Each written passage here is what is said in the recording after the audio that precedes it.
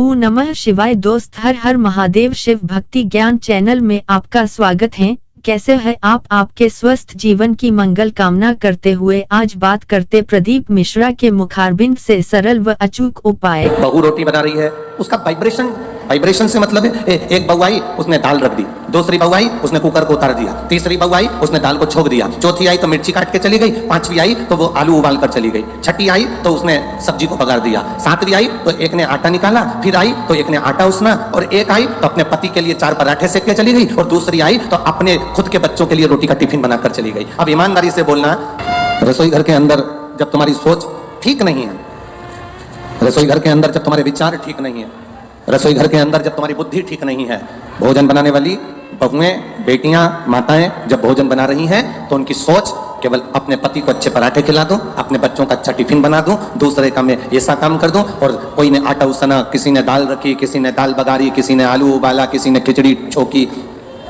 ये भटकाया। अब लोग कह रहे हैं कि घर में शांति नहीं है, सुख नहीं है, तो उसका केवल एक कारण है कि जो घर की माताएं जो भोजन बना रही हैं उस समय पर उनकी चित्त वृत्ति, उनकी बुद्धि, उनका मन, उनकी एकाग्रता उस भोजन बनाने में नहीं है। कोई मंदिर का भंडारा हुआ हो तो आप लोगों ने पूरी सब्जी खाई हो, किस किस ने खाई है? जरा हाथ उठाओ, जरा खाई है? हमने भी खाई है, ऐसा नहीं कि नहीं खाई, कभी अनुभव करना। वो काशी फल की सब्जी, वो कद्दू की सब्जी, और इतनी मोटी मोटी पूड़ी, इतनी मोटी पूड़ी तुम्हारे घर में कभी नहीं बनी। इतनी ऐसी सब्जी, छिलके वाले कद्दू की, काशी फल की सब्जी तुम्हारे घर में छिलके वाली कभी नहीं बनी, और भंडारे में वो छिलके वाली सब्जी बनती है, भंडारे में वो मिक्स वेज सब्जी बनती है, भंडारे में वो राम भाजी बनती है, भंडारे में मोटी मोटी पूड़ी बनती है। उसके बाद भी आप जब भोजन करते हो भंडारे का, वही भोजन अपने घर में जाकर बनाकर खाना, उसमें स्वाद नहीं आएगा, और जो भंडारे में करा उसका स्वाद बढ़ जाता है।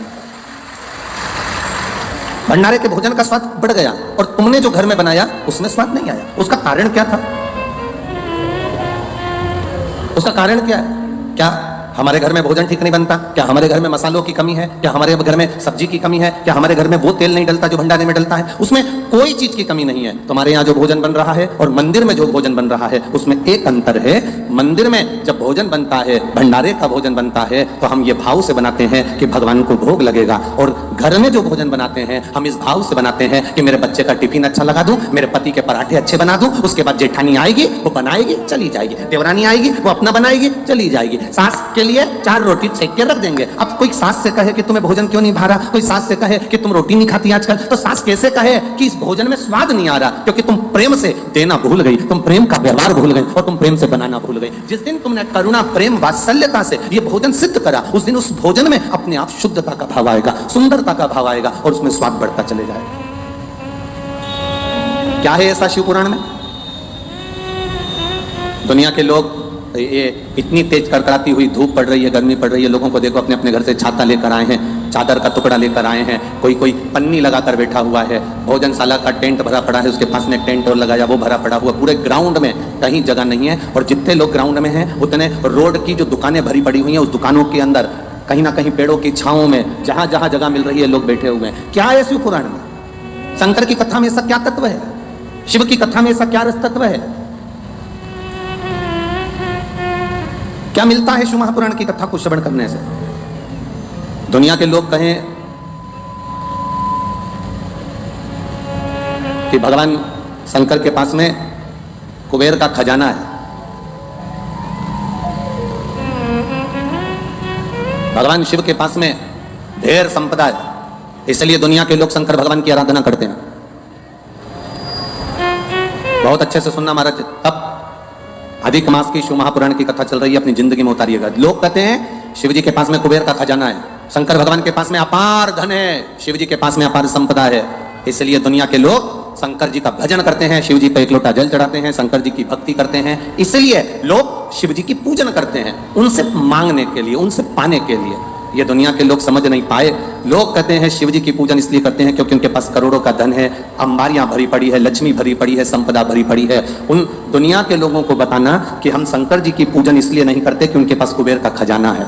दुनिया के लोगों को बताना हम शंकर जी की पूजन इसलिए नहीं करते क्योंकि उनके पास ढेर खजाना है। हम शंकर जी की पूजन इसलिए नहीं करते कि उनके पास में धन और दौलत के भंडार भरे पड़े हैं। हम शंकर जी की पूजन इसलिए नहीं करते कि शंकर जी के पास बहुत सारी संविदा, बहुत सारा सामान, बहुत सारी पूंजी हमारे भोलेनाथ जी के पास में है। हम शंकर जी की पूजन धन को देखकर नहीं करते। हम शंकर जी की पूजन सनातनी शिव जी की पूजन शंकर का भक्त इसलिए करता है कि शंकर जी के पास इतना होने के बाद भी वो लुटाकर शमशान में रहता है, इसलिए हम शिव की पूजन करते हैं जो दोनों हाथों से लुटाना जानता है। इतनी संपदा होने के बाद खुद अच्छे सोने के महल में रह सकते थे भोलेनाथ। इतनी संपदा होने के बाद, कुबेर का भंडार होने के बाद, खजाना होने के बाद मेरे भोलेनाथ अच्छा महल बनाकर रह सकते थे। पर मेरे शंकर भगवान ना महल बनाकर रहते हैं, ना बहुत बड़ी अटारी बनाकर रहते हैं। मेरे भोलेनाथ तो शमशान का निवास कैलाश के शिखर पर अलमस्त होकर बैठे रहते हैं। क्योंकि हम शिव जी की पूजन उनके खजाने को देखकर नहीं करते। हम शिव जी की पूजन इसलिए करते हैं कि खजाना होने के बाद भी उनके जैसा लुटाने वाला दुनिया में कोई नहीं होगा, इसलिए शिव की आराधना।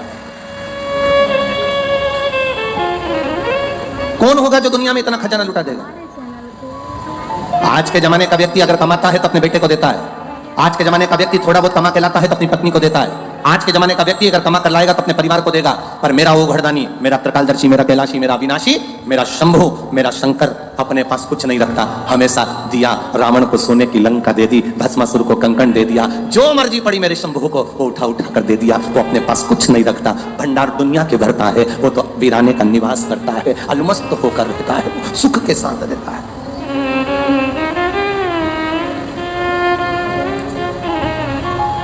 कई लोग कहते हैं गुरुजी आपकी कथा में लोग इसलिए पहुंचते होंगे क्योंकि दुनिया में सब लोग दुखी हैं। जिनको दुख होगा वो आपकी कथा में पहुंचते हैं। यहां शिव महापुराण की कथा कहती है इतने बड़े बड़े पंडाल भरे पड़े हुए हैं, ये पंडाल भी पूरा भरा पड़ा हुआ है, ये पंडाल भी भरा पड़ा है, ये पंडाल भी भरा पड़ा है, सामने का भोजन पंडाल भरा पड़ा है, उसके पास में एक पंडाल और लगा वो भरा पड़ा है, और ग्राउंड में जितने बैठे हैं इनसे पूछना क्या इनको दुख है, इनसे पूछना क्या इनको तकलीफ है। ध्यान देना, जिसके घुटने में तकलीफ होती ना वो गाड़ी तो वहां छूट गई, पैदल पैदल चलकर धक्के खाते खाते 1 किलोमीटर आधा किलोमीटर तक यहाँ नहीं आते। ना तो इनको कोई शरीर में कष्ट है और ना इनके धन की कमी है, संपदा की भी कोई कमी नहीं है इनके यहाँ। तुम ये मत सोचना कि हम एक बिस्कुट का पैकेट दे रहे हैं या हम इनको पानी का पाउच दे रहे हैं या हम इनको पानी की बोतल दे रहे हैं, ये बेचारे गरीब होंगे या साधारण। ना ना ना ना, शंकर का भक्त, शिव का उपासक दुनिया में कभी गरीब नहीं होता। जिसके पास शिव है वो दुनिया का सबसे बड़ा सेठ है, वो दुनिया का सबसे बड़ा करोड़पति है। जिसके पास में शंकर रूपी रत्न भरा पड़ा है, जिसके पास में एक लोटा जल जिसके हाथ में है, समझ लेना उसके पास करोड़ों की दौलत उसके हाथ में है। वो कभी जिंदगी में गरीब नहीं हो सकता। वो आनंदित होता है, वो सुखमय होता है, वो आनंद की राशि होता है, उसमें शिव तत्व की प्राप्ति होती है। जो दुखी होता है, लोग कहते हैं किसी को दुख होगा ना इसलिए कथा में पहुंचो। ना ना ना, अरे दुख होता है तो कथा में आते। अरे बोलो तो सर, कई लोग कहते हैं, एक व्यक्ति से पूछा क्यों रे तूने क्यों पी, क्यों तेरे में अकल नहीं है, ये गंदा नाली का पानी पी रहा है, गटर का पानी पी रहा है, ये मदिरा पी रहा है, ये गंदा पानी पी रहा है, ये मदिरा का नशा कर रहा है, क्यों पी? तो क्या बहुत गम था इसलिए पी, बहुत गम था, दुखी था इसलिए पी।